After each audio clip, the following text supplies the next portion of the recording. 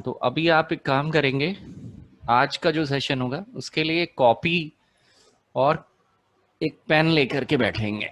Copy pen लेकर के वो जो डेटा मैं आपको दूंगा या जानकारी दूंगा वो स्लाइड में मौजूद नहीं है, इसलिए तो आप अपने लिए कॉपी पेन ले लें और लेके बैठे रहें।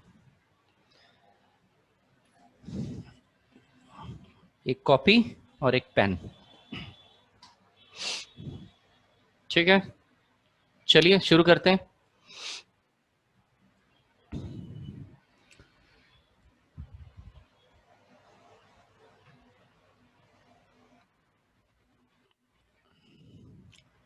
सबसे पहले हम समझेंगे इलेक्ट्रॉनिक्स और इलेक्ट्रिक क्या चीज होती है।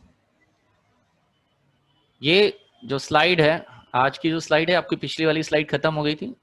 आज का टॉपिक है function and digital analog operation using Arduino ID, जिसका मैंने स्लाइड आपको भेजा है। मैंने दो चीज आपको भेजी है, एक मैंने आपको होमवर्क एक्सरसाइज दी है। होमवर्क एक्सरसाइज सबके पास पहुंच गई होंगी, पहुंच गई ना सबके पास? Yes sir. एमसीक्यू है, उसको आपको मैंने बता दिया सैटरडे तक, वो आप मेरी ईमेल आईडी पे आंसर करके उसी में ही एक कॉपी अपने पास रखेंगे और एक कॉपी जो है सेव एज करके एक और कॉपी बनाएंगे और वो आंसर करके मेरे को भेज देंगे। मैं चेक कर लूंगा और उसी साथ पे आपका असेसमेंट कर लूंगा किसने कितना काम किया है। इसमें से कुछ पे ग्रीन कलर से आंसर लिखा हुआ है, यानी वो हो सकता है कोई ऐसा सवाल हो जो आपको नहीं पता हो या मैंने नहीं पढ़ाया हो, उसमें वो आंसर उसमें लिखा है, तो उसको भी आप नोट करके रखेंगे। ऐसे हर एक 2-3 चैप्टर की, जितने भी चैप्टर अभी तक मिला है, धीरे धीरे आपको ये एक्सरसाइज मिलती जाएगी वीक पर वीक, उसको आप करते जाएंगे। एक नंबर के सवालों में पास होना सबसे ज्यादा मैंडेटरी है।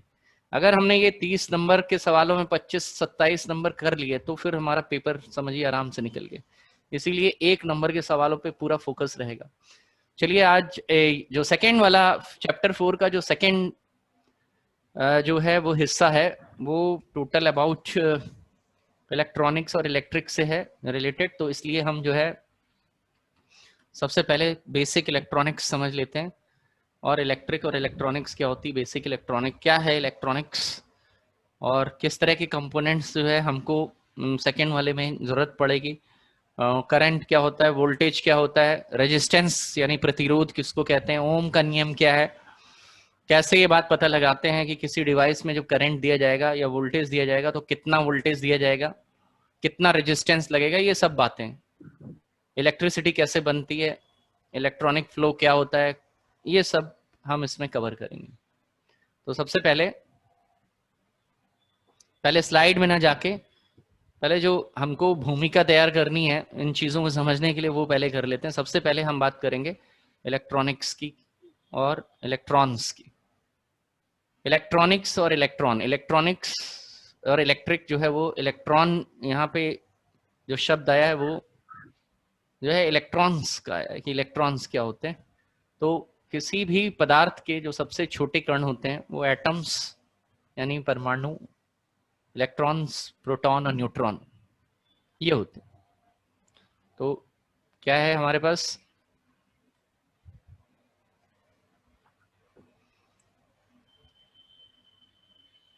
हम इलेक्ट्रॉन, प्रोटॉन, न्यूट्रॉन को समझने की कोशिश करते हैं। तो किसी भी पदार्थ के अंदर नाभिक जो होता है, किसी पदार्थ का सबसे छोटा कण जो है वो एटम, और एटम में इलेक्ट्रॉन, प्रोटॉन और न्यूट्रॉन। न्यूट्रॉन जो है, न्यूट्रॉन जो होता है वो न्यूट्रल होता है, उसके ऊपर कोई आवेश नहीं होता। प्रोटॉन जो होता है, न्यूट्रॉन और प्रोटॉन ये नाभिक में होते हैं। नाभिक मतलब जो सेंट्रल पॉइंट होता है। प्रोटॉन के ऊपर जो है प्लस आवेश होता है, न्यूट्रॉन जो है वो न्यूट्रल होता है, और इसकी कक्षा के बाहर इलेक्ट्रॉन्स घूमते रहते हैं। ये एकदम गोल बनेगा, मेरे से गोल नहीं बन रहा है, तो आप भी जैसा बन रहा है वैसे बना लीजिए।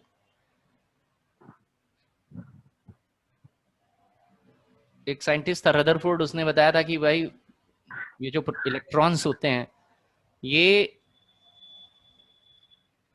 बाहर की कक्षा में रहते हैं, बाहरी कक्षा में रहते हैं, ये एटॉमिक स्ट्रक्चर है। तो ये घूमते रहते हैं। मान लीजिए ये स्ट्रक्चर है हमारा, तो मेरे इलेक्ट्रॉन के ऊपर जो है ऋण आवेश रहता है। ये इलेक्ट्रॉन्स घूम रहे हैं।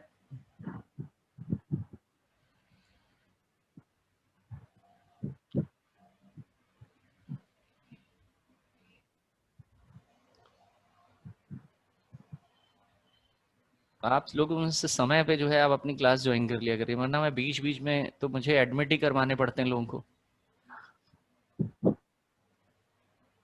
ये इलेक्ट्रॉन्स हैं जो कि कक्षा के चारों ओर घूमते रहते हैं, आउटर ऐसे करके। इलेक्ट्रॉन्स पे ऋणावेश और प्रोटॉन पे जो है धनावेश रहता है।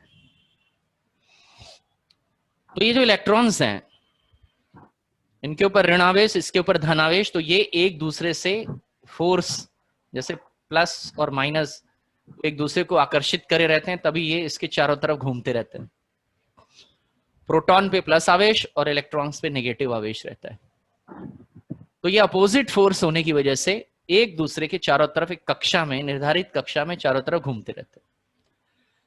इनके बीच की दूरी जितनी बढ़ती जाती है, ये जो बल है जो एक दूसरे को, ये जो आकर्षण, जिसको जैसे गुरुत्वाकर्षण होता है, पृथ्वी सूर्य के चारों तरफ, बाकी जितने पृथ्वी जो है और बाकी जितने ग्रह हैं वो सूर्य के चारों तरफ घूमते रहते हैं, चक्कर लगाते रहते हैं। क्यों चक्कर लगाते हैं? उसकी ग्रेविटेशन फोर्स की वजह से। वो ग्रेविटेशन फोर्स जो है वो जब ज्यादा हो जाता है, जैसे इनके बीच में तो ज्यादा है, तो ये अपनी कक्षा से बाहर नहीं निकल पाते, लेकिन कुछ और भी इलेक्ट्रॉन्स हैं, जैसे ये इलेक्ट्रॉन्स है और ये इलेक्ट्रॉन है, ये फोर्स इसमें तो ज्यादा होगा क्योंकि ये इसके बहुत पास है। लेकिन जो ये आउटर कक्षा में जो इलेक्ट्रॉन्स हैं, जिनके बीच में ये फोर्स जो है बहुत कम हो गया है, तो ये संभावना रहती है कि ये इलेक्ट्रॉन्स जो हैं, इनको फ्री इलेक्ट्रॉन भी कहते हैं, ये इस फोर्स को छोड़ करके बाहर जा सकते हैं किसी दूसरे के पास। यहीं पे मान लेते हैं मेरे पास एक दूसरा भी कण है, दूसरे एटम्स हैं, तो किसी दूसरे के साथ, उसमें भी प्रोटॉन न्यूट्रॉन होगा,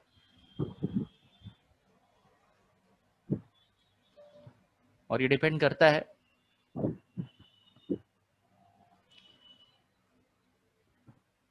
तो इलेक्ट्रॉन जो है वो, जो फ्री इलेक्ट्रॉन्स होते हैं, जो बाहरी कक्षा में इलेक्ट्रॉन्स होते हैं, उनको कहते हैं फ्री इलेक्ट्रॉन्स। फ्री इलेक्ट्रॉन्स जो हैं वो बाहर निकल जाते हैं।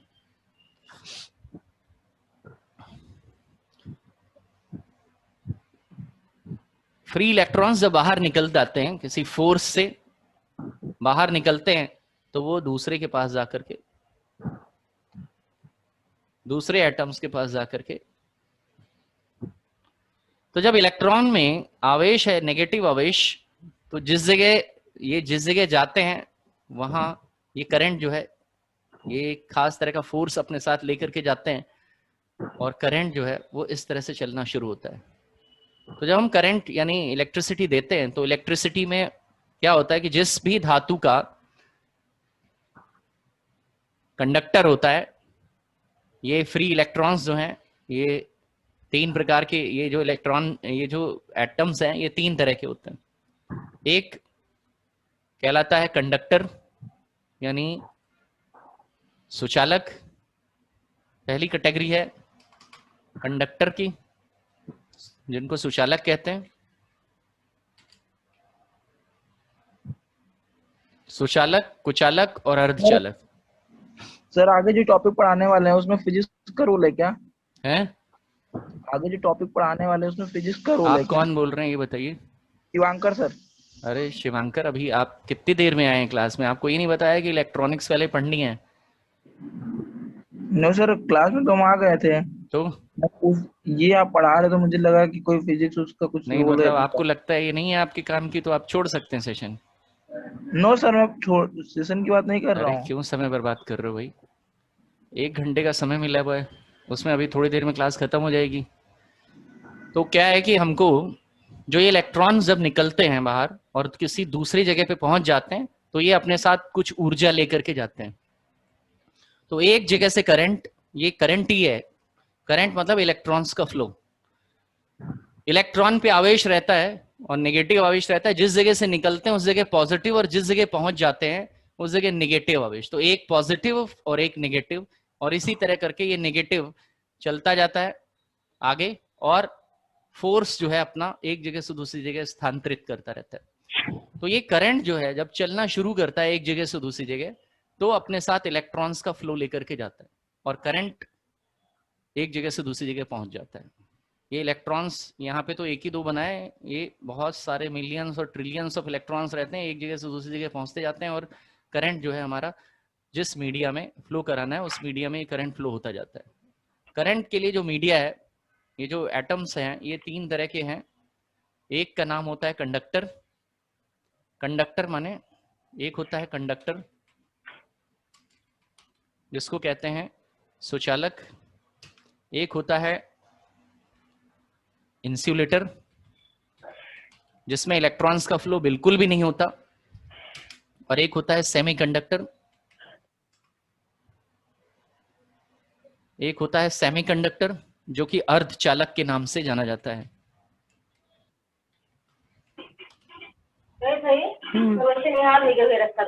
ये कौन है जिसने अपना ऑडियो ऑन करके रखा हुआ है? उसके घर की आवाज यहाँ पे आ रही है। कंडक्टर, इंसुलेटर और सेमीकंडक्टर, तीन प्रकार के ये एटम्स होते हैं, उनसे बनी हुई धातुएं होती हैं जिनको हम लोग कंडक्टर यानी सुचालक कहते हैं, जिनके ऊपर फ्री इलेक्ट्रॉन्स की संख्या बहुत ज्यादा होती है, और जब उसमें करंट दिया जाता है तो इलेक्ट्रॉन्स एक जगह से नीचे बड़ी भारी मात्रा में इलेक्ट्रॉन एक जगह से दूसरी जगह पहुंचने लगते हैं, यानी उनमें करंट जो है वो फ्लो करता है। इनको सुचालक कहा जाता है। तो ये सुचालक होते हैं कॉपर कंडक्टर में, जिनमें फ्री इलेक्ट्रॉन्स की संख्या बहुत ज्यादा होती है, बहुत तेजी से फ्री इलेक्ट्रॉन्स निकलते हैं जैसे ही उसमें ऊर्जा प्रभावित की जाती है। अब इन इलेक्ट्रॉन्स को निकालने के लिए हमें इनमें ऊर्जा देनी पड़ती है।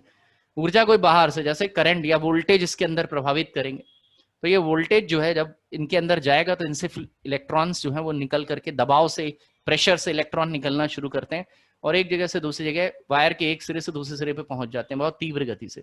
तो कंडक्टर जो कि सुचालक कहलाता है, उसमें कुछ ही धातुएं ऐसी होती हैं जो सुचालक, उनमें एटम सुचालक टाइप के होते हैं। तो वो हैं कॉपर, कॉपर हो गया, गोल्ड हो गया, सिल्वर हो गई, एल्यूमिनियम हो गया।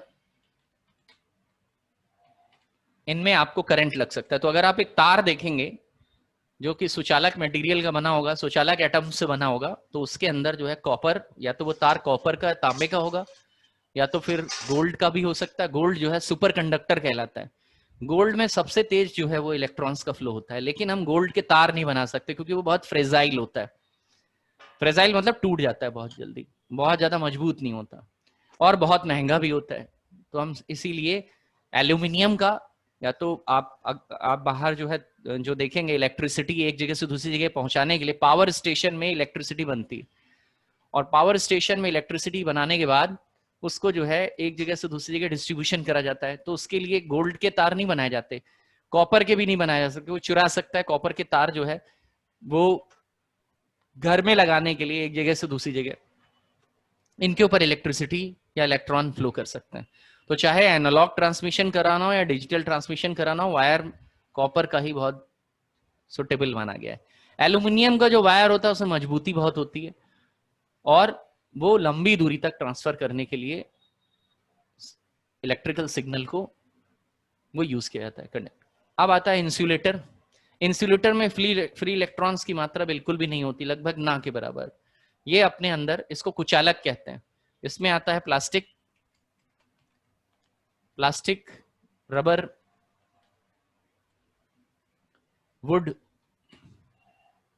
ये बिल्कुल भी इलेक्ट्रॉन का फ्लो नहीं करते, जिस वजह से आप इनको इंसुलेटर यानी कुचालक की तरह इलेक्ट्रिक को पकड़ने के लिए, या इलेक्ट्रिक वायर्स जिनमें करंट फ्लो हो रहा है उसके ऊपर इसको चढ़ा दिया जाता है और उससे वो सुरक्षित रहते हैं, वायर से करंट नहीं लग पाता किसी को। तो आप जितने भी वायर देखेंगे उनके ऊपर प्लास्टिक या रबड़ का एक खोल चढ़ा रहता है। क्यों? क्योंकि वो इंसुलेटर मटेरियल से बना होता है, उनमें फ्री इलेक्ट्रॉन्स की कोई गुंजाइश नहीं होती। तीसरे होते हैं सेमीकंडक्टर मटेरियल। सेमीकंडक्टर को अर्धचालक कहा जाता है। सेमीकंडक्टर मटेरियल में एक निर्धारित वोल्टेज देने पर ही इलेक्ट्रॉन्स का फ्लो हो पाता है। वो बाय डिफॉल्ट जो है वो इंसुलेटर होते हैं, पर उनमें अगर किसी खास तरह के कंडक्टर, किसी खास तरह से खास टाइप का वोल्टेज अगर उनमें दिया जाए, मतलब हमको पहचान करनी पड़ेगी कितने वोल्ट पे ये रन होता है, तो वो इलेक्ट्रॉन्स का फ्लो जो है वो अपना करने लगता है, यानी करंट फ्लो होने लगता है उनके अंदर भी। सेमीकंडक्टर मटेरियल होते हैं कार्बन, सिलिकॉन, जर्मेनियम।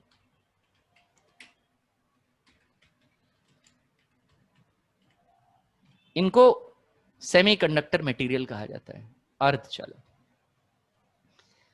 तो इलेक्ट्रॉन्स का फ्लो जो है वो करंट होता है, और इलेक्ट्रॉन्स निकालने के लिए उनके ऊपर दबाव डाला जाता है, और ये दबाव जो है वो कहलाता है करंट।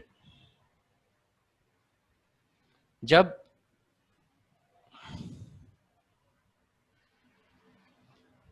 ये प्रेशर या फोर्स, वोल्टेज किसको कहते हैं, अब यहां हमें 3-4 चीज समझनी है। वोल्टेज क्या होता है, करंट क्या होता है, और रेजिस्टेंस क्या होता है।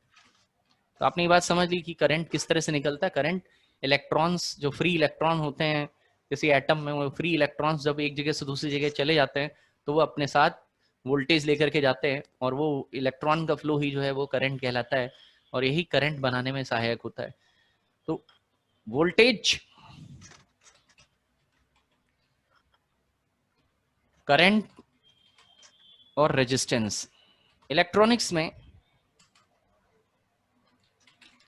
3 चीजों का नाम लिया जाता है। वोल्टेज कितना आ रहा है हमारे घर में, करंट कितना आ रहा है। वोल्टेज और करंट में फर्क होता है। इसको समझने के लिए थोड़ा सा, बहुत ज्यादा डिटेल में हम इनको नहीं समझेंगे। देखिए, इन फ्री इलेक्ट्रॉन्स को निकालने के लिए, फ्री इलेक्ट्रॉन्स ऐसे नहीं निकलेंगे, इसके लिए हमको एक फोर्स की जरूरत पड़ेगी, और वो फोर्स जो है, जिस फोर्स इलेक्ट्रॉन्स को बाहर निकालने के लिए बाध्य कर देता है, वो फोर्स कहलाता है voltage. The pressure force to move electron with an electric wire, जिस फोर्स से, जिस प्रेशर से, जिस दबाव से, वोल्टेज जो है क्या होता है, प्रेशर फोर्स होता है, जिससे इलेक्ट्रॉन जो है मूव करने लगते हैं, बाहर निकलने लगते हैं, इस वायर में चलने लगते हैं। इस प्रेशर को वोल्टेज या इलेक्ट्रोमोटिव फोर्स, ईएमएफ कहा जाता है। तो जैसे मेरे घर में 230 वोल्ट करंट आ रहा है, तो 230 वोल्ट के प्रेशर से ये इलेक्ट्रॉन मूव कर रहे हैं और बाहर निकल रहे हैं, और वायर पे ये जा रहे हैं। 10 वोल्ट, आप बैटरी में देखते हैं 10 वोल्ट, 5 वोल्ट, 12 वोल्ट, ये सब क्या है, ये प्रेशर है, वो फोर्स जो इलेक्ट्रॉन्स को मूव करने के लिए, इलेक्ट्रॉन्स को आगे बढ़ने के लिए बाध्य कर देता है। और ये 12 वोल्ट की बैटरी आपने ली है, तो उस 12 वोल्ट की बैटरी से अगर आप कुछ जलाएंगे, तो जो वायर आप लगाएंगे उसपे 12 वोल्ट प्रेशर से जो है वो इलेक्ट्रॉन आगे मूव करेंगे। तो ये इलेक्ट्रोमैग्नेटिक फोर्स जो है, इलेक्ट्रोमोटिव फोर्स जो है, जिसको ईएमएफ कहते हैं, इसी को ही वोल्टेज भी कहा जाता है। वोल्टेज की जो यूनिट होती है वो वोल्ट में नापी जाती है। जैसे आप बैटरी देखेंगे, उसमें लिखा होगा 9 volt, 12 volt, 230 volt AC.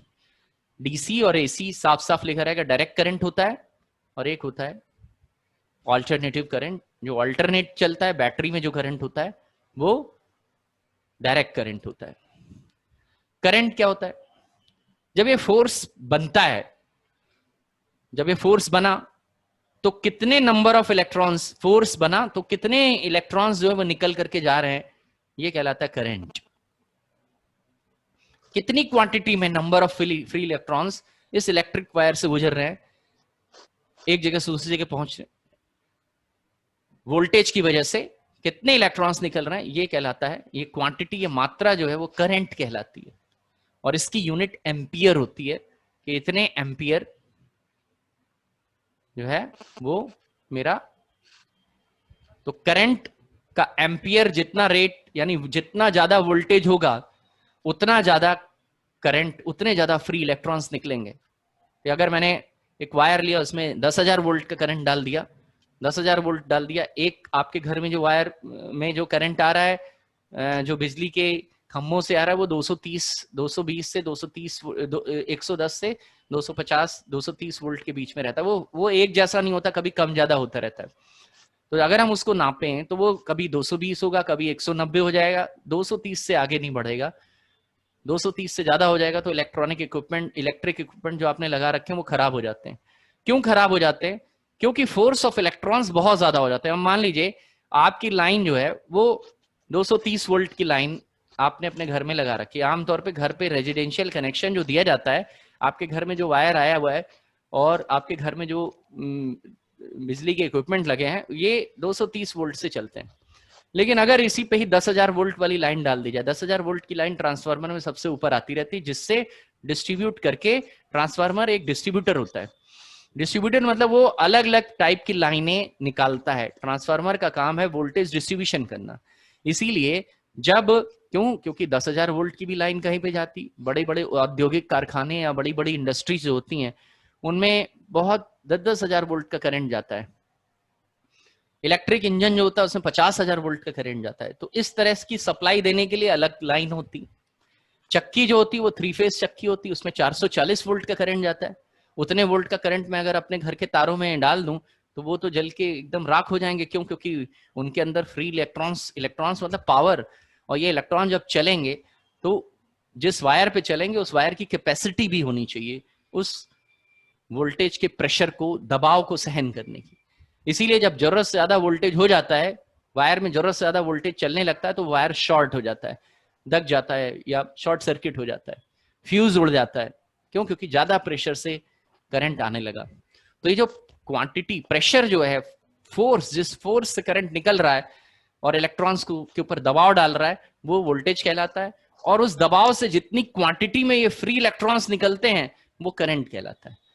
Voltage की यूनिट वोल्ट होती है और करंट की यूनिट एम्पियर होती है। तो जितने फ्यूज वगैरह लगाए जाते हैं वो नापते रहते हैं कितना करंट लग रहा है, 1 एम्पियर का है, 2 एम्पियर का, 5 एम्पियर का है। और जब उसमें जरूरत से ज्यादा करंट लगता है, करंट आने लगता है, वो फ्यूज उड़ जाता है। फ्यूज भी आपके घर में लगा हुआ है। जब आपका पावर केबल आ रही होती है तो ठीक वहीं पे एक फ्यूज सेक्शन बनाया जाता है। आप घर में देखेंगे उसमें फ्यूज या एमसीबी लगी रहती है, एमसीबी के भीतर फ्यूज लगा रहता है।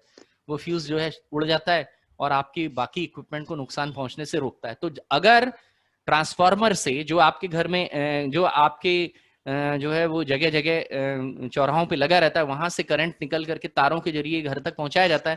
लेकिन अगर वहां से ज्यादा करंट निकलने लगेगा तो वो आपके को बहुत डैमेजिंग होगा, तो आपके घर के अंदर पहुंच जाएगा। इसीलिए घरों में भी जब इस तरह की चीजें बनाई जाती है तो वहां पे एक फ्यूज लगा दिया जाता है। वो फ्यूज उड़ जाता है क्योंकि हैवी इलेक्ट्रॉन्स का फ्लो हो रहा है और वायर जो है उतने ज्यादा इलेक्ट्रॉन, हर वायर की कैपेसिटी होती है नंबर ऑफ इलेक्ट्रॉन्स को फ्लो कराने की। अगर जरूरत से ज्यादा इलेक्ट्रॉन्स आएंगे यानी करंट का एम्पियर रेट ज्यादा बढ़ जाएगा, वोल्टेज ज्यादा बढ़ जाएगा, तो वो वायर शॉर्ट सर्किट हो जाएगा। तो फ्यूज इसीलिए बनाए जाते हैं। ये फ्यूज जो है वो घरों में लगा दिए जाते हैं सर्किट की या घर की सुरक्षा के लिए। तो करंट रेट बढ़ने पे, वोल्टेज बढ़ने पे करंट का रेट बढ़ जाता है।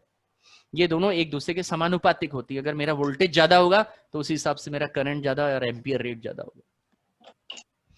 तीसरी बात जो हमको समझनी है वो समझनी है रेजिस्टेंस। सारा खेल इसमें वोल्टेज, करंट और रेजिस्टेंस का है। रेजिस्टेंस क्या होता है? देखिए रेजिस्टेंस जो है वो,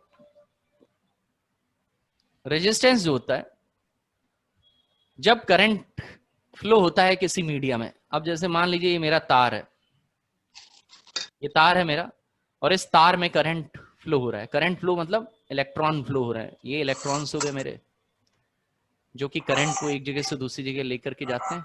इलेक्ट्रॉन के बहने की दिशा के विपरीत करंट फ्लो होता है। इलेक्ट्रॉन अगर इधर से इधर बह रहे हैं तो करंट इधर से इधर की तरफ बहेगा। ये इलेक्ट्रॉन इधर गए, इलेक्ट्रॉन एक जगह से दूसरी जगह पहुंचते ही सर्किट कंप्लीट होता है और करंट चालू हो जाता है। तो जब ये इलेक्ट्रॉन फ्लो होते हैं तो एक खास तरह का बल, वो जिस मैटर से, जिस मटेरियल से ये कंडक्टर बना है, अब जैसे मान लीजिए कॉपर का बना है या एल्यूमिनियम का बना है, तो इलेक्ट्रॉन जब इधर से उधर फ्लो करते हैं, करंट जब फ्लो होता है तो उसका विरोध करने के लिए एक बल जो है ऑटोमेटिकली इनके अंदर पैदा होता है। वो इसको रोकने की कोशिश करेगा, कहेगा रुको, स्टॉप,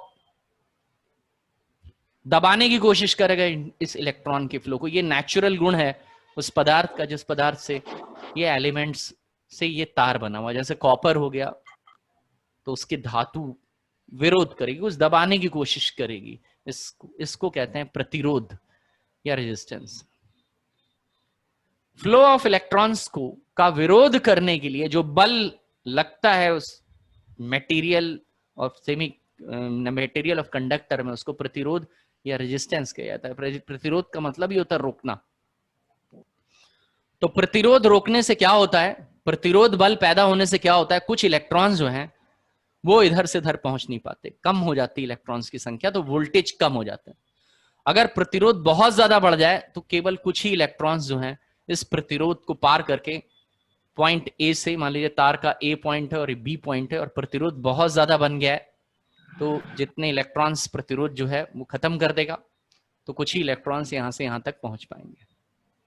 तो रेजिस्टेंस यानी प्रतिरोध वो बल है जिस बल से फ्लो ऑफ इलेक्ट्रॉन को रोका जाता है।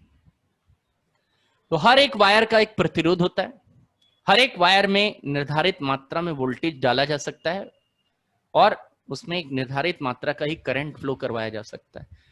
तो आप देखेंगे ट्रांसफार्मर के लिए जो वायर, ट्रांसफार्मर पे जो 10,000 वोल्ट की लाइन होती है वो उसमें वायर बहुत मोटा सा रहता है, और जो हमारे घर में वायर होते हैं उनका mm रेट जो होता है, जो वायर जब आप खरीदेंगे, कभी आप घर के लिए वायर लेकर के आए होंगे जो बिजली के तार से, वो 10 mm 15 mm इस तरह का होता है। और जो बड़े वाले वायर होते हैं ट्रांसफार्मर वाले, वो बहुत बड़े होते हैं, जमीन के अंदर मोटे मोटे वायर्स होते हैं, तो उनका बहुत ज्यादा वोल्टेज वो अपने अंदर लेकर के जाते हैं। इस तरह से ये इलेक्ट्रॉन्स का प्रतिरोध जो है वो प्रतिरोध बल पैदा होता है, जो कि जो करंट, जो इलेक्ट्रॉन्स का फ्लो है उसका विरोध करते हैं, और इसको हम लोग रेजिस्टेंस यानी प्रतिरोध कहते हैं। इसको आर से डिनोट किया जाता है और सिंबल जो है प्रतिरोध का ये होता है। ये ऐसा पता लगाया था जॉर्ज सिमन ओम ने। इनके बीच में क्या रिलेशनशिप है? जॉर्ज सिमन ओम, जो कि नोबेल प्राइज, उनको जो प्राइज मिला था वो उस जमाने के 1840 में ये इन्होंने जो है अपनी थ्योरी पेश करी थी। आज भी सारे इलेक्ट्रिक और इलेक्ट्रॉनिक, पूरी इलेक्ट्रॉनिक और इलेक्ट्रिक इनके बताए नियम के आधार पे चलती। V equal to I R इन्होंने बताया था। वोल्टेज और रेजिस्टेंस में, वोल्टेज धारा और करंट माने धारा, वोल्टेज माने करंट, करंट धारा और रेजिस्टेंस प्रतिरोध में ये संबंध होता है, V equal to I into R. Voltage बराबर धारा गुणे प्रतिरोध, ये it's Ohm's law. George Simon Ohm, जिनको फादर ऑफ इलेक्ट्रिक कहा जाता है, ओम के नियम के अनुसार ये सारे जितने भी इक्विपमेंट होते हैं इनके बीच में संबंध स्थापित करने के लिए उन्होंने ये नियम बनाया था। इसको हम लोग ओम्स लॉ कहते हैं।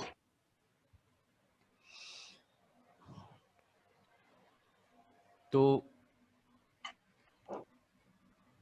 ये संबंध हो गया इनके बीच में। अब जैसे मान लीजिए हमने क्या किया कि एक एलईडी ली है, छोटी सी एलईडी। आपने एलईडी वाला मैंने एक प्रोग्राम बना करके आपको भेजा भी था यूट्यूब पे। एलईडी जो है वो एक छोटा सा बल्ब होती है, छोटा बल्ब होता है, उसकी दो लेग्स होती हैं, एक लेग बड़ी और एक लेग छोटी। एलईडी एक छोटी एलईडी मैं यूज कर रहा हूं। जितनी भी एलईडीज होती हैं उस एलईडी में लिखा रहता है, मान लीजिए इस एलईडी को 2 वोल्ट की जरूरत है, ये 2 वोल्ट पे रन, और कितनी करंट की जरूरत पड़ेगी। वोल्टेज तो पता लगा लिया हमने कि 2 वोल्ट की जरूरत है। करंट कितनी की जरूरत पड़ेगी, इसको करंट की जरूरत पड़ रही है मान लीजिए 20 मिली एम्पियर, 20 MA, इसका एम्पियर रेट है 20 MA। तो मुझे ध्यान रखना होगा जब मैं इस एलईडी को पावर दूंगा तो मुझे ध्यान रखना होगा कि भैया 2 वोल्ट से ज्यादा करंट ना होने पाए, और इस करंट का, ये तो वोल्टेज हो गया, और करंट कितना चाहिए, 20 मिली एम्पियर का करंट चाहिए इसमें। ये मुझे एलईडी ऑन करानी है, और मेरे पास, मैंने इसको कनेक्ट कर दिया वायर से, और मेरे पास जो बैटरी है, मेरे पास, इसको एसी में नहीं लगा सकते क्योंकि ये ये जो है 2 वोल्ट पे रन होगी। 2 वोल्ट करंट ये एसी डीसी दोनों पे हो सकती है। अब या तो 2 वोल्ट का आप एसी बनाए, नहीं तो बैटरी हमारे पास है ही है। ये हमने इसको बैटरी से कनेक्ट कर दिया। मेरे पास बैटरी जो है वो 12 वोल्ट की है।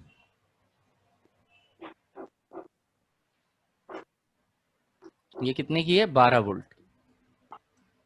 इसका वोल्टेज है 12 वोल्ट।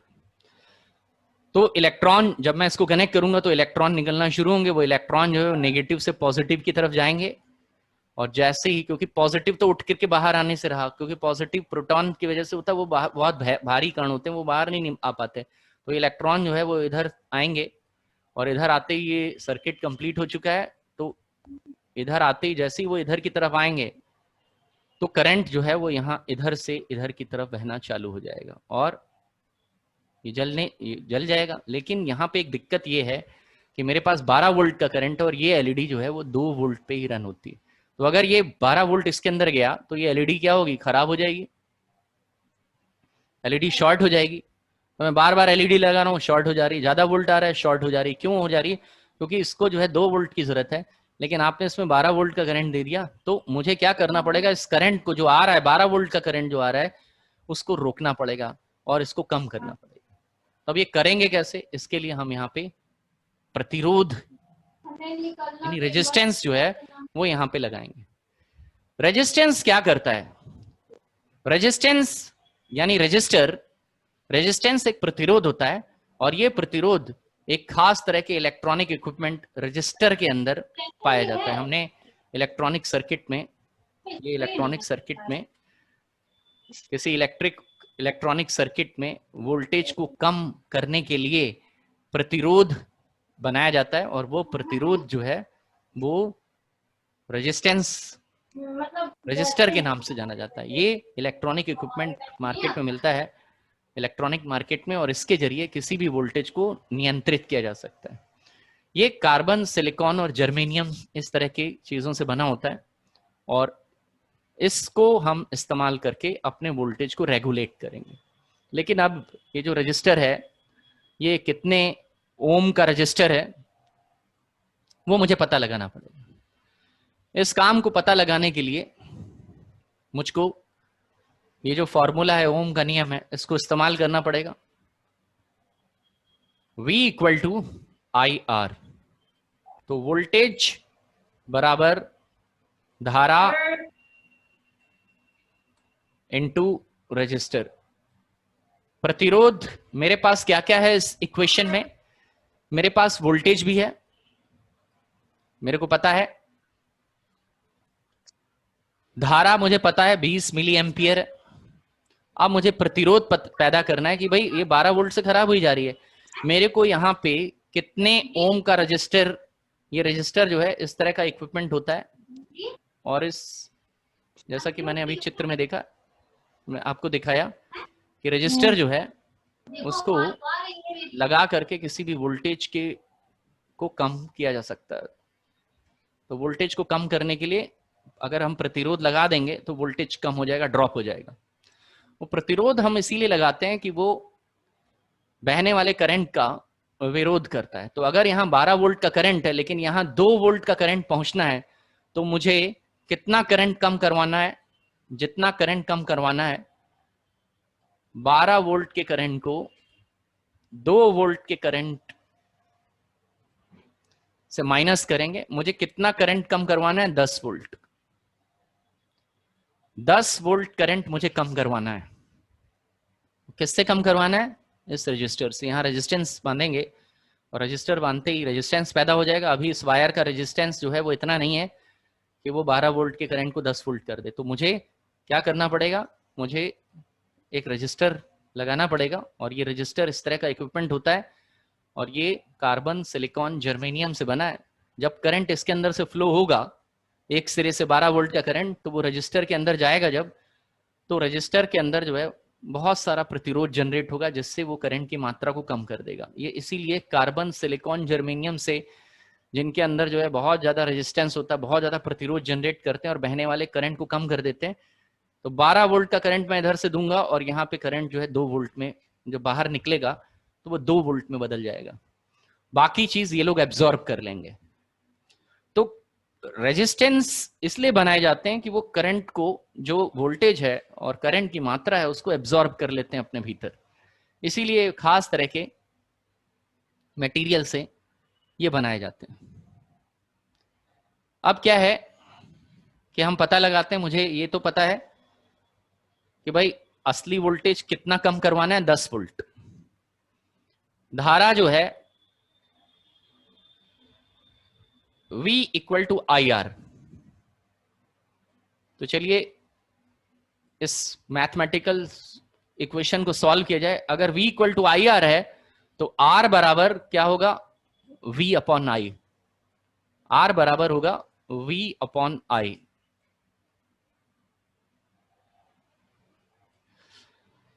ये R यहां रखेंगे और ये I इधर आ जाएगा बटे में, R बराबर V अपॉन आई। तो वोल्टेज निकाला जाए। वोल्टेज कितना है, वोल्टेज है टोटल सप्लाई जो जा रही है माइनस डिवाइस को चलने के लिए जो सप्लाई है उसको घटा करके ये वोल्टेज लिखेंगे। तो 12 वोल्ट माइनस 2 वोल्ट बराबर 10 वोल्ट। 10 वोल्ट का रेजिस्टेंस निकालना है, 10 वोल्ट का प्रतिरोध पैदा करना है। तो V कितना वोल्टेज कम करना है, ये वोल्टेज इन दोनों को माइनस करके ये लिखा जाएगा 10, ये हो गया मेरा 10 अपॉन धारा जो है वो एम्पियर में लिखी जाएगी, एम्पियर। और यहां पे जो मेरे पास करंट है जिसको ये सपोर्ट करती है वो 20 मिली एम्पियर का, 20 मिली एम्पियर।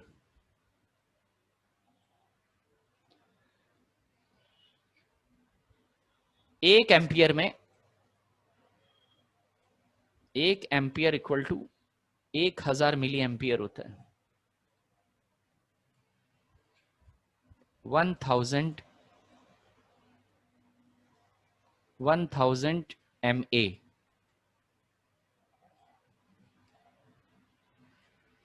तो 20 में कितना होगा, 20 बटे 1000। तो 20 बटे 1000 करा जाए, 20 बटे 1000, 1000। इस जीरो से ये वाला जीरो कट गया।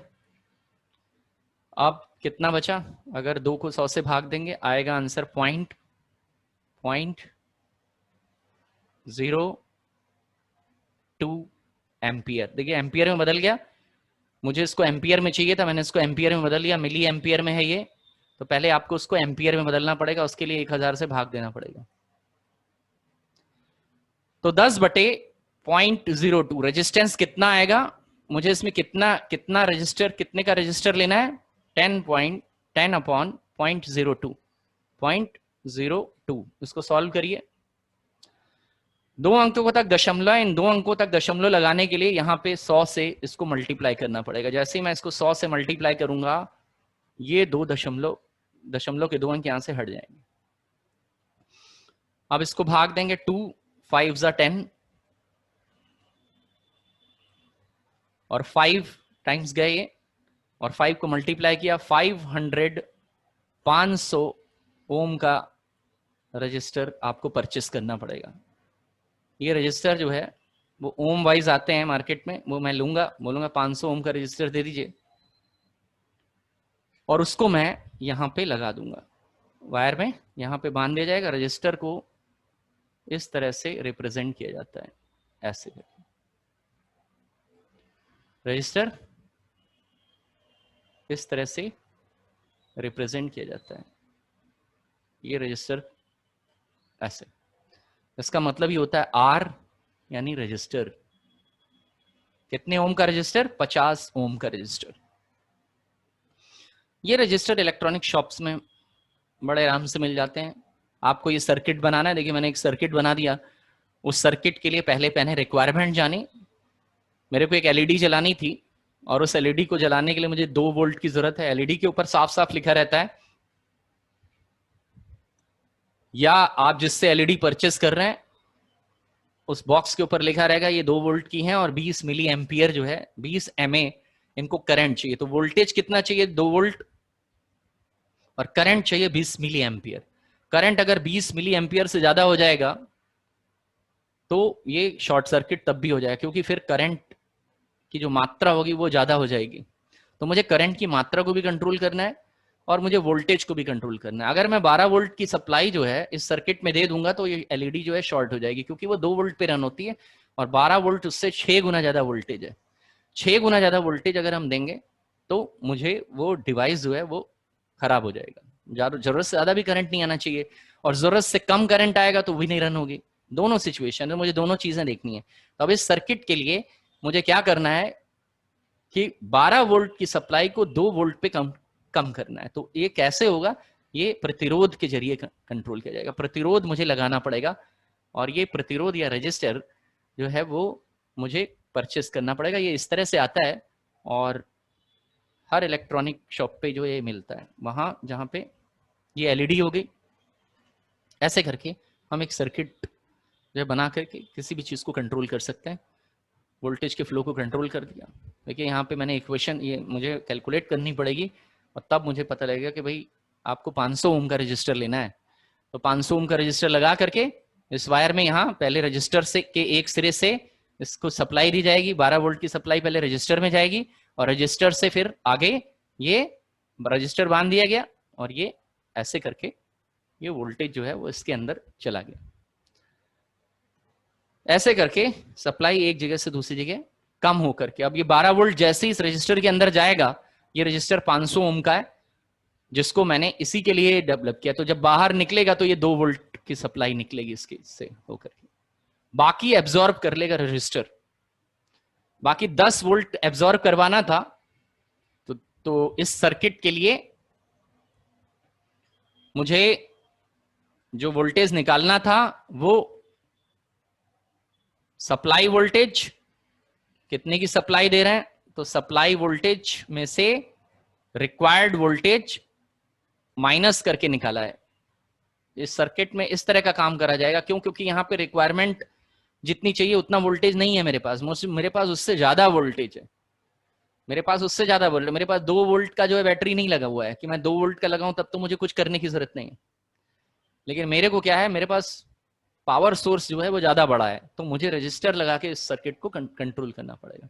तो आप किसी भी इलेक्ट्रॉनिक गैजेट को खोल करके जब देखते हैं उसके मदरबोर्ड पे इस तरह के आपको कुछ निशान वाले कंपोनेंट दिखाई देंगे। इनकी सबसे बड़ी खासियत ये है कि ये इन पे बैंड्स यानी पट्टियां पड़ी होंगी अलग अलग कलर की, और कलर बैंड्स के आधार पे इनका अलग अलग मान होता है। ये आप पीले रंग, लाल रंग, पीला रंग, ब्लू कलर, ये कलर्स के हिसाब से मिलते हैं। आपको कैलकुलेशन करना है, बस नाम बोल देना है भाई 500 वोल्ट, 450, 420 वोल्ट, 220 ओम का। इसकी यूनिट जो है वो ओम में होती है। एक रजिस्टर की यूनिट ओम, जो कि ऐसा सिंबल होता है, इसको ऐसे करके भी रिप्रेजेंट किया जाता है और लिख के भी OHM ओम ऐसे करके भी इसको बताया जा सकता है। तो ये एक रिलेशनशिप हमने इस्टेब्लिश करके देख लिया कि भाई पता कर लिया तो भाई कितने ओम का रजिस्टर लगेगा। ये हमारी एक बेसिक कैलकुलेशन है।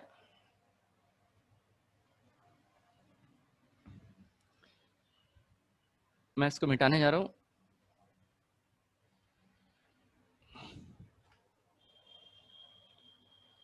रजिस्टर लगाने के 2 तरीके होते हैं, सीरियल में और पैरेलल में। किसी सर्किट में अगर हम रजिस्टर लगा रहे हैं तो सीरियल में यानी एक के आगे एक, ये जैसे मैंने एक रजिस्टर लगाया, उसके थोड़ा आगे जाकर के उसी वायर पे मैंने दूसरा रजिस्टर लगा दिया, उसी वायर पे मैंने तीसरा रजिस्टर लगा दिया, सीरियल वाइज, जैसे झालर होती है। इस तरीके से अगर आपने रजिस्टर लगाया है तो ये कहलाता है सीरियल कनेक्शन। ये आपने रजिस्टर का कौन सा कनेक्शन कर दिया? Serial wise. तो रजिस्टर सीरियल में लगा है क्या? सीरियल। अगर सीरियल वाइज आपने रजिस्टर को लगाया है, इस रजिस्टर का मान 1 ओम है, इसका भी मान 1 ओम है, और इसका भी मान 1 ओम है।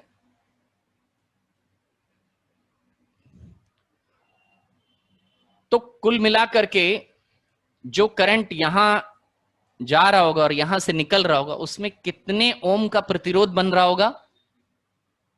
टोटल प्रतिरोध R इक्वल टू, अगर आपने सीरियल में लगाया है तो टोटल प्रतिरोध जो जनरेट होगा वो होगा R1 plus R2 plus R3। तो जोड़ करके पता करते हैं इसमें कुल मिलाकर के कितना प्रतिरोध बनेगा। 1 ओम, 1 प्लस 1 प्लस 1, कुल मिलाकर 3 ओम का प्रतिरोध जो है वो जनरेट होगा। ये सारे प्रतिरोध जुड़ जाएंगे क्योंकि ये सीरियल वाइज है, और आपको 3 ओम का प्रतिरोध मिलेगा। सीरियल पहला मेथड है, आप इसको सीरियल में लगा लीजिए। दूसरा तरीका है पैरेलल में। पैरेलल में ये कैसे लगते हैं? एक ट्रांसमिशन लाइन, यानी एक करंट की लाइन ये है और एक करंट की लाइन ये है, और इन दोनों के बीच में मैंने एक प्रतिरोध ऐसे करके लगा दिया, ऐसे करके। ये कहलाता है पैरेलल कनेक्शन करना, ऐसे करके। It is parallel. अगर मैं इनको इस तरह से लगाऊंगा तब क्या फर्क पड़ेगा? पैरेलल, तो देखिए पैरेलल करने पे ये इक्वेशन बदल जाएगी। 1/r, इसकी इक्वेशन है, इसका जो समीकरण है वो होगा 1/r इक्वल टू 1/r1। ये मान लीजिए R1 है, ये पहला प्रतिरोध है, ये भी 1 ओम का है। ये R2 है, दूसरा प्रतिरोध, इसको मैंने R2 मान लिखा है और इसको मैंने R3 मान रखा है। ये तीनों 1 ओम के, ये तीनों 1-1 ओम के रजिस्टर हैं। ये 1 ओम हो गया, 1 ओम, ये भी 1 ओम का रजिस्टर है, और ये भी 1 ओम का रजिस्टर है। तो कुल मिला के इस सर्किट में कितना प्रतिरोध जनरेट करेगा, उसका इक्वेशन है 1/r equal to 1/r1 plus 1/r2 plus 1/r3। अब इस इक्वेशन को हम सॉल्व करके पता लगाएंगे कितने का प्रतिरोध बन रहा है, 1/r3। तो चलिए इसको सॉल्व करते हैं। 1/r इक्वल टू, इनमें वैल्यू रख के देखें, 1/r इक्वल टू 1/r1 यानी 1/1 प्लस 1/1 प्लस 1/1। अब इसको सॉल्व करेंगे इस तरह से।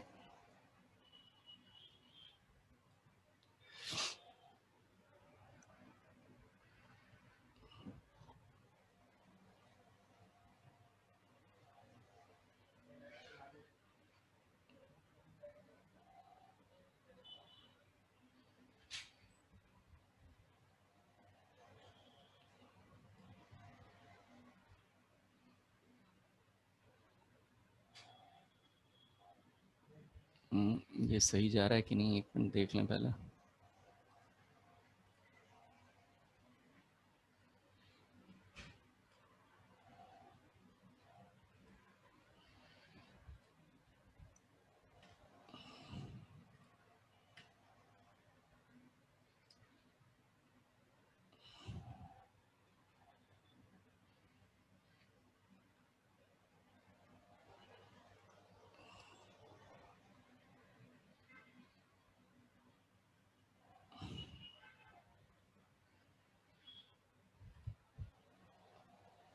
तो कॉमन लिया 1,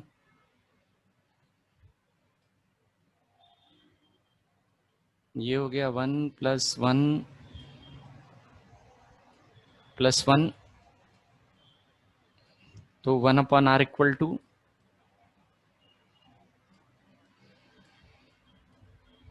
3/1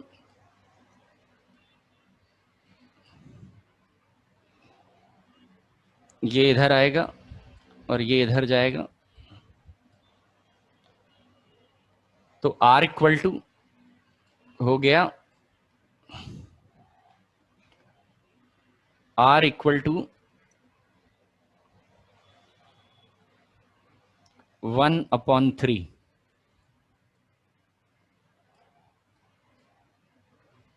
मैथमेटिक्स के हिसाब से ये इधर गया और ये इधर और ये उधर जाएगा, तो R इक्वल टू 1/3। इसको भाग देंगे तो ये 0.3 के आसपास कुछ बनेगा हमारा प्रतिरोध। तो देखिए जब हम इसको पैरेलल में लगाते हैं तो हमारा प्रतिरोध जो है कम जनरेट होता है, और जब हम सीरियल में लगाते हैं तो हमारे पास जो प्रतिरोध जनरेट होता है वो ज्यादा पैदा होता है।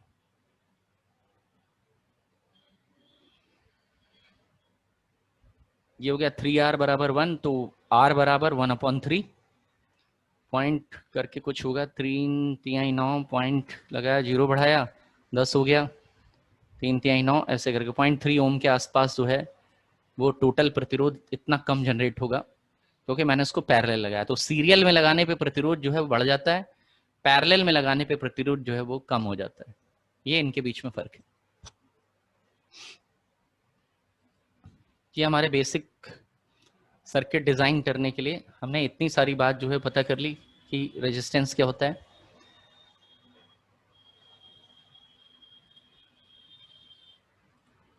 और प्रतिरोध क्या होता है। नेक्स्ट है कंपोनेंट है, उसका नाम है डायोड।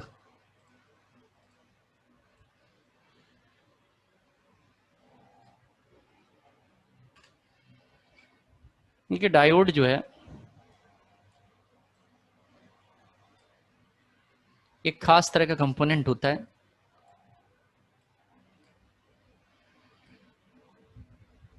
जो रेक्टिफिकेशन के लिए इस्तेमाल किया जाता है। इसका एक सिरा जो है एनोड कहलाता है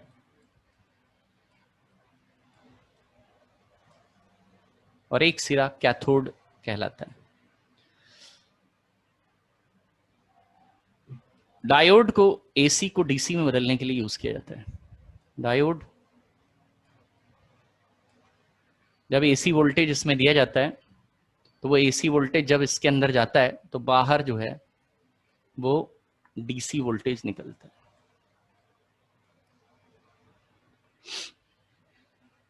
ये कैसा दिखता है,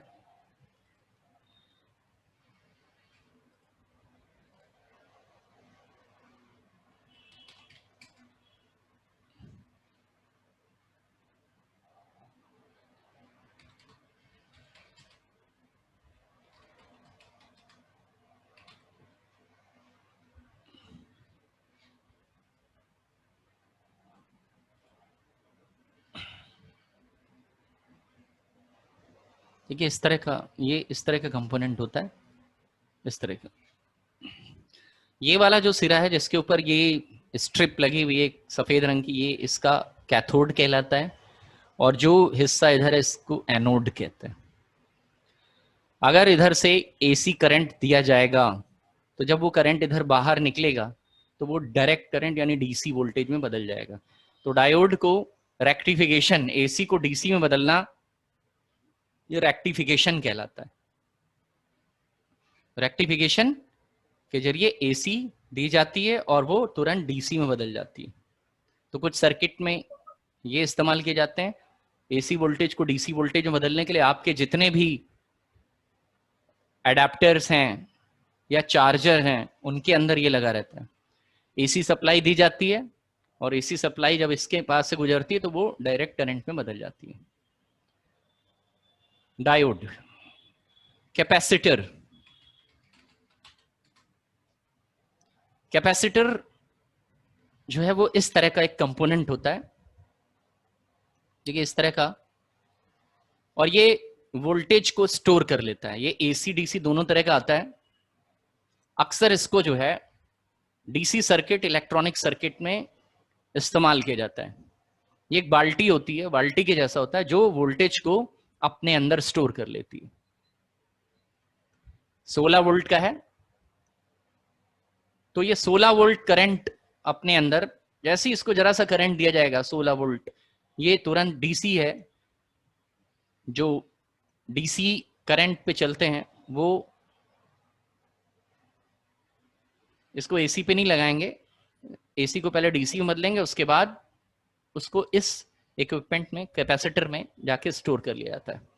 कैपेसिटर के अंदर जाते ही 16 वोल्ट का एक पावर बैंक जैसा, जैसे पावर बैंक होता है बैटरी जैसा, ये बैटरी के जैसे काम करता है वोल्टेज को अपने अंदर स्टोर कर लेता है लेकिन बैटरी लंबे समय तक वोल्टेज को अपने अंदर स्टोर करती है, ये तुरंत ही वोल्टेज को लीक करने लगता है, यानी कुछ देर के लिए स्टोर करेगा और कुछ देर के लिए फिर ये वापस जीरो हो जाएगा, फिर से इसके अंदर वोल्टेज भरा जाएगा, फिर वापस हो जाएगा, ऐसे करके। तो इसको क्यों लगाया जाता है? किसी सर्किट को में जब करंट दिया जाता है या एकदम से ऑन किया जाता है कुछ बड़े सर्किट, तो उसमें वोल्टेज जो में उसमें लगे हुए जितने भी कंपोनेंट्स होते हैं वो तुरंत इलेक्ट्रिसिटी को, जितनी सप्लाई आ रही है उस तुरंत सप्लाई को अपने अंदर एब्जॉर्ब करते हैं, जिससे वोल्टेज जो है वो कम ज्यादा हो सकता है या वोल्टेज जो है ड्रॉप हो सकता है। तो वोल्टेज के ड्रॉप्स ना बने, सर्किट में वोल्टेज की कमी ना हो जाए, उस कमी को पूरा करने के लिए, करंट की कमी को पूरा करने के लिए ये बाल्टी बनाई जाती है, ये कंपोनेंट कैपेसिटर सर्किटों में लगाया जाता है। तो बहुत सारे इलेक्ट्रॉनिक, जब कभी भी इस तरह का इलेक्ट्रॉनिक कंपोनेंट आप देखेंगे, देखिए ये मैं आपको कंपोनेंट दिखा रहा हूँ, ये एक इलेक्ट्रॉनिक सर्किट है, सर्किट मदरबोर्ड है, कोई भी बोर्ड आप ले लीजिए, वहां आप इस तरह के सिलेंड्रिकल शेप के कुछ इक्विपमेंट को लगा हुआ देखेंगे। ये जो इक्विपमेंट हैं ये कहलाते हैं कैपेसिटर्स। अब ये कैपेसिटर्स इसलिए लगे हैं कि इन सर्किट में ये रजिस्टर लगा है, देखिए रजिस्टर है, ये डायोड लगा हुआ है यहाँ पे, ये कैपेसिटर लगा हुआ है, ये क्रिस्टल है, ये जो छोटे छोटे लगे हैं ये रजिस्टर हैं। इस तरह का भी रजिस्टर आता है, जो अभी मैंने आपको रजिस्टर दिखाया जिसमें जो है बैंड्स पड़े हुए थे, पट्टियां पड़ी हुई थी, एक रजिस्टर इस तरह का भी आता है, इसको एसएमडी रजिस्टर कहा जाता है, सरफेस माउंटेड डिवाइस, ये सरफेस पे चिपका दिए जाते हैं। ये बहुत ही छोटे छोटे रजिस्टर्स होते हैं जो इस तरह के मदरबोर्ड सर्किट में यूज किए जाते हैं। ये है रजिस्टर, इनके ऊपर इनकी वैल्यू लिखी है, कितने कितने ओम के हैं, ये इनके ऊपर लिखा हुआ, देख रहे हैं छोटी छोटी से लिखा हुआ है ऐसे। ये कैपेसिटर है, ये रजिस्टर है। इस तरह से हम एक इलेक्ट्रॉनिक सर्किट में पहचान लेंगे कौन सा डिवाइस क्या होता है। ये सर्किट में वोल्टेज की कमी को पूरा करता है। ये हमारा बेसिक जो था कि पहचान करना डिवाइसेस का, वो मैंने आपको बताया। हमको इन डिवाइसेस की पहचान की जरूरत पड़ेगी। आपको एलईडी के बारे में बता देते हैं कि एलईडी क्या होती है। एलईडी एक तरह का डायोड होता है, लाइट एमिटिंग डायोड। जब उसके अंदर करंट फ्लो कराया जाता है तो उसके अंदर से रोशनी निकलती है।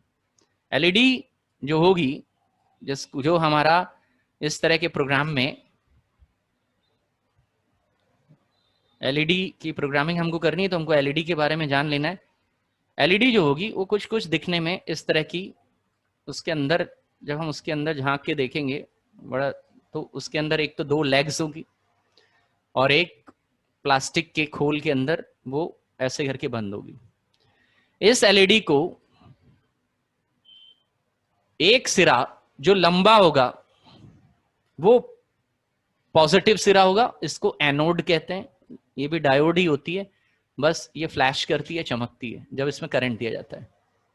एनोड और ये हिस्सा नेगेटिव कहलाता है। तो अगर मुझे इस एलईडी को ऑन करना है तो बैटरी का जो प्लस वाला साइज है उस हिस्से को इससे कनेक्ट करना होगा और जो उसका नेगेटिव होगा वो इससे कनेक्ट करना होगा। ऐसे करके हम पहचानेंगे।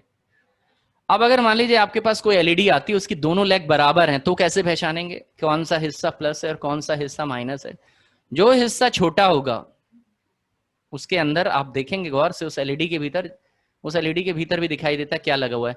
जो हिस्सा छोटा होगा वो होगा प्लस और जो हिस्सा बड़ा होगा वो हिस्सा कहलाएगा माइनस। तो मैं आपको एक एलईडी दिखाता हूं, आप इस एलईडी को गौर से देखिएगा और पहचान जाएंगे कौन सा हिस्सा एलईडी कंपोनेंट। ये एलईडी से मेरा बहुत पाला पड़ना है। देखिए ये है एलईडी, ऐसी होगी जिस पे हमको प्रोग्राम लेके काम करना है। ठीक है, ऐसी होती है। अब देखिए इसको गौर से देखिए, आपकी एक एलईडी की ये वाली लैग जो है वो बड़ी है, यानी ये हिस्सा प्लस वाला है और ये हिस्सा छोटा है, यानी ये नेगेटिव है। तो बैटरी का प्लस हिस्सा इसको और नेगेटिव सप्लाई जो है वो इसको दी जाएगी। एलईडी कई तरह के कलर्स में आती है, यहाँ पे भी आप देख रहे हैं कि कई कई कलर्स का ये है। RGB colour, red, green, blue, जिस भी कलर की एलईडी आप लेना चाहें ये बाजार में मिलती हैं। आप बोलेंगे कि एलईडी चाहिए,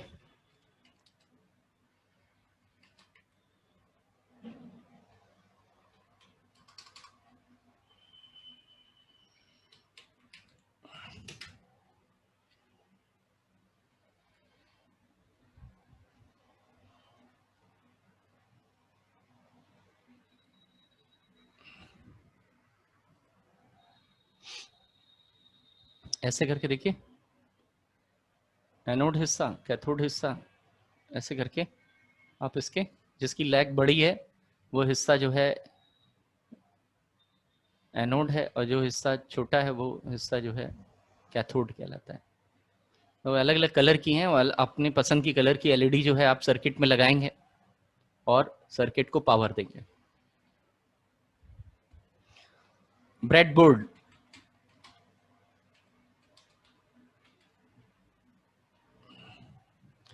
इस सर्किट को बनाने के लिए या एक दूसरे कंपोनेंट को जोड़ने के लिए हमको एक खास तरह के बोर्ड की जरूरत पड़ेगी जिसको कहते हैं ब्रेडबोर्ड। ये इस तरह का बोर्ड आता है। तो अब आपको आर्डिनो बोर्ड के साथ इस तरह के इलेक्ट्रॉनिक इक्विपमेंट जब आप लगाएंगे तो वो इलेक्ट्रॉनिक इक्विपमेंट हिले ना अपनी जगह से, उसको हम एक खास तरह के बोर्ड में फिट करते हैं। ये खास तरह का बोर्ड है और इसके भीतर जो है वायर्स लगे हुए हैं अंदर इंटरनली, ये इंटरनली एक दूसरे से कनेक्टेड रहता है। जैसे इसमें वर्टिकल और हॉरिजेंटल जो है वो इस तरह की पिनें बनी है, इनमें इन इक्विपमेंट को लगा दिया जाता है। देखिए जैसे हमने यहाँ पे एक एलईडी लगा दी और एक ये रजिस्टर लगा दिया, इस तरह से हमको इनको जोड़ना है। जोड़ने के बाद उसको अपने आर्डिनो बोर्ड के साथ कनेक्ट कर लेना है। फिर हम उसको प्रोग्राम करेंगे, उसी प्रोग्राम के हिसाब से इसमें सिग्नल जाएंगे, तब ये ऑन ऑफ होंगे या उनको हम कंट्रोल करेंगे। देखिए इस तरह से हम इनको कंट्रोल कर सकते हैं। ब्रेडबोर्ड जो होता है वो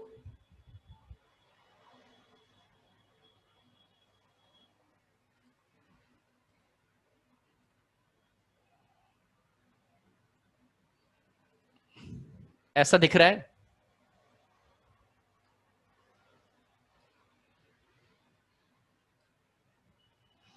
इसमें हॉरिजेंटल, ये जो ऊपर वाले दो सेगमेंट है जिनके ऊपर ये लाल और नीली लाइन खड़ी है, पड़ी है, रखी है, ये कुछ इस वाले हिस्से से अलग है। इस वाले हिस्से में जितने भी ये वायर्स आपको दिख रहे हैं ये वर्टिकल है। अगर इस वायर में ये जो छोटे छोटे होल्स देख रहे हैं इसमें कोई वायर लगा करके करंट दिया जाएगा तो ये सारे ऊपर से लेके नीचे तक, ऊपर से लेके नीचे तक केवल ये आपस में जुड़े होते हैं, लेकिन अगल बगल वागल से नहीं जुड़े होंगे। ये ऊपर से नीचे की ओर, अगर मैंने मान लीजिए इसमें 5 वोल्ट की सप्लाई दी तो इसमें भी 5 वोल्ट की सप्लाई हो जाएगी, इसमें भी आ जाएगी, इसमें भी आ जाएगी, इसमें भी आ जाएगी। ये सब आपस में शॉर्ट हैं, यानी एक दूसरे से जुड़े हुए हैं। उसी तरह ये इससे नहीं जुड़ा हुआ है, इसमें जो ऊपर से लेकर के नीचे तक वायर हैं वो एक दूसरे से जुड़े हैं। इस तरह इनमें वर्टिकली सारे वायर्स, सारे होल्स के अंदर एक वायर है और वो वायर से ये एक दूसरे से जुड़े होते हैं। वहीं इस तरफ कुछ स्टोरी अलग है। इस तरफ हॉरिजेंटली ये एक दूसरे से जुड़े हुए हैं, वर्टिकली नहीं जुड़े हुए। अगर यहाँ पे 5 वोल्ट की सप्लाई दी जाएगी तो वो यहां से लेकर के यहां तक जितने भी होल हैं इन सब में फैल जाएगी। तो इस ब्रेडबोर्ड को हम इस सर्किट को डिजाइन करने के लिए, तरह तरह के सर्किट को डिजाइन करने के लिए अपने आर्डिनो बोर्ड से सप्लाई इन तक पहुंचाएंगे। पहले बोर्ड तक पहुंचाएंगे और बोर्ड से उन कंपोनेंट को लगा दिया जाएगा, फिट कर दिया जाएगा और उनमें सप्लाई आने लगी।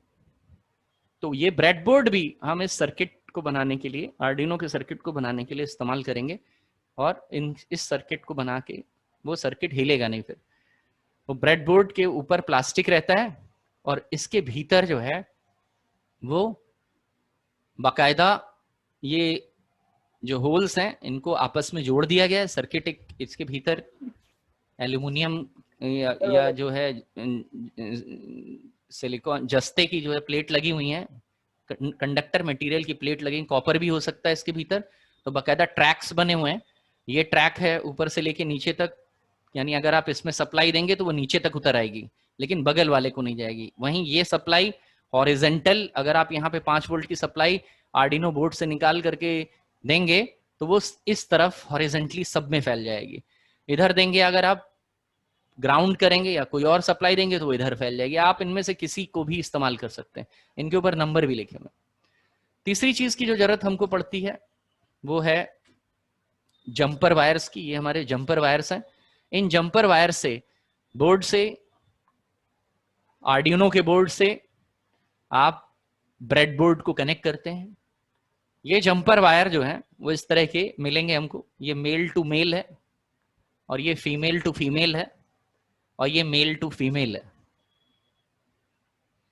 Mail to male, female to female and male to female. Pin निकली वाली मेल है और जिसमें पिन्स नहीं है वो फीमेल वायर्स कहलाते हैं। तो अब हमको ये पूरा जंपर वायर का एक सेट लेना होता है।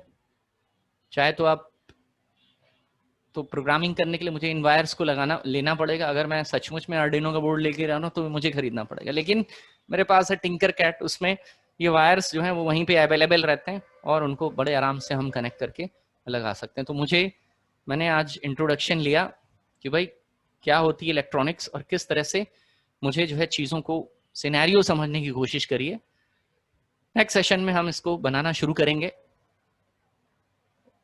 कुछ बेसिक फंक्शन इसमें रह गए हैं, यूडीएफ्स कैसे बनते हैं ये मैं आपको बताऊंगा, और उसके बाद हमारे पास डिजिटल आईओ ऑपरेशंस के कुछ फंक्शंस होंगे जिसमें इस बोर्ड से कोई वैल्यू रीड करेंगे और वो पिनों के ऊपर जाएगी। तो digital read, digital right functions हैं। ब्रेडबोर्ड को कैसे इस्तेमाल करना है और बाकायदा एक सर्किट बनाएंगे और उस सर्किट को बना करके हम एलईडी चला के दिखाएंगे आपको कि कैसे एलईडी ब्लिंक करेंगे आप। इस तरह से ये रहेगा हमारा सेकेंड सेगमेंट में, ये वाला सेशन जो है वो रहेगा। चलिए आज का काम यहाँ पे समाप्त होता है, आज का सेशन। इसमें हमने आपको जो है बेसिक इलेक्ट्रॉनिक्स, ताकि अगर हम बात करें कि भाई रजिस्टर लगा दिया तो आपको समझ में आना चाहिए रजिस्टर क्यों लगाया है या रजिस्टर कैसा दिखता है। हमने अगर बात करी कि भाई यहाँ पे कैपेसिटर लगेगा, या हमने कहा यहाँ पे जंपर वायर जोड़ रहे हैं, या हमने कहा यहाँ पे जो है वो एक एलईडी जोड़ी जाएगी, तो आपको पता हो एलईडी कैसी होती है, कैसे उसको कनेक्ट करते हैं, उसके कौन से जो है वो लेग्स होती हैं, किस लेग पे पॉजिटिव दिया जाता है, किस लेग पे नेगेटिव दिया जाता है। इससे आपको जो है एक अंदाजा मिल जाएगा। अगर हमने कहा इसमें 220 ओम का रजिस्टर दिया जाए तो 220 ओम का रजिस्टर क्यों दिया जा रहा है, ये भी आपको क्लियर कर दिया कि प्रतिरोध कम करने के लिए वोल्टेज का हमको वो 220 ओम का या 10 ओम का रजिस्टर लगाना पड़ेगा जिससे वोल्टेज कम किया जा सके। ओके, तो पहले मैं आपका जो है अटेंडेंस ले लेता हूँ और उसके बाद आप स्नैपशॉट ले लेते हैं पहले इसका। आज का सेशन यहीं तक रखेंगे।